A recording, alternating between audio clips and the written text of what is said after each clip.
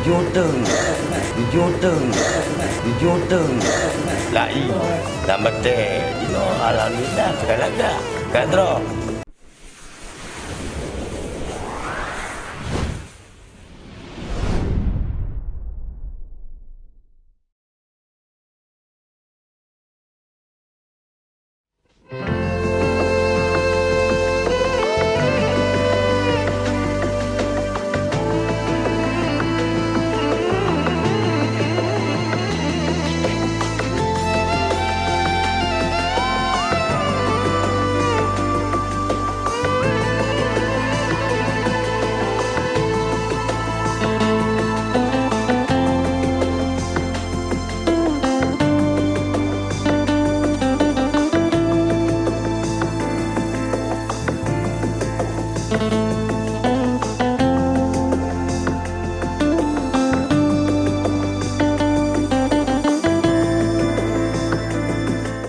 Kalau jalannya berarti ke puas apa mau ke naga semangat kerja.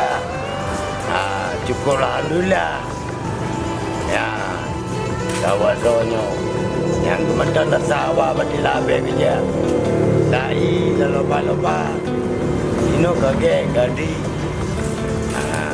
Dana ni pula urje ke rubah lu macam lu.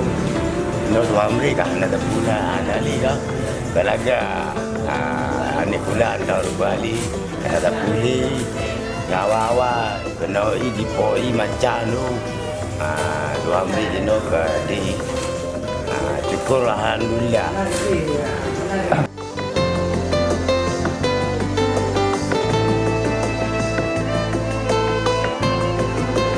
Harapan ni bagi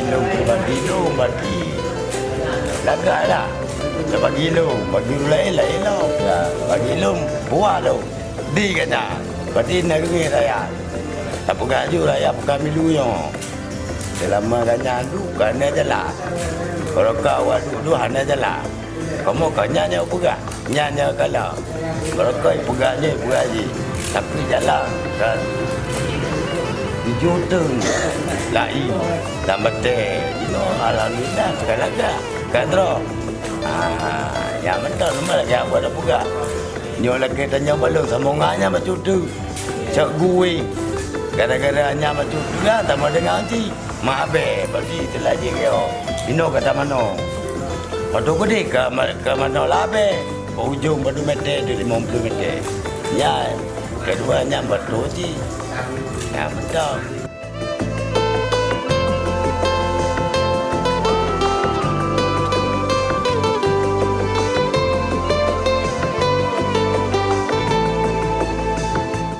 Jadi kamu merasa senang dengan pembangunan jalan Lampenerut Pekambilu ini karena dengan pelebaran jalannya, jadi transportasi masyarakat di sini semakin mudah.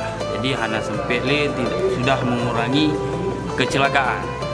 Harapan kamu masyarakat Aceh Besar khususnya untuk kamu daerah ini supaya proyek jalan yang ke tempat kamunya segera diselesaikan supaya masyarakat pun semakin salut sama pembangunan yang selamanya berjalan.